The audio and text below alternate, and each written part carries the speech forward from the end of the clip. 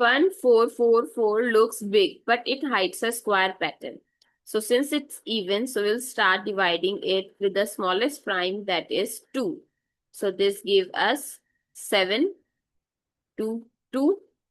Now again it's an even number. So we will divide it by 2, gives 361.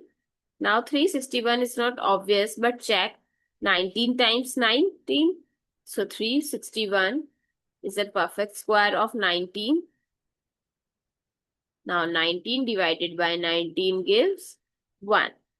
So 1444 is 2 power 2 times 19 power 2. So there are 2 2's and 2 90's. So your challenge is to factor 2025. So hence it's also a perfect square.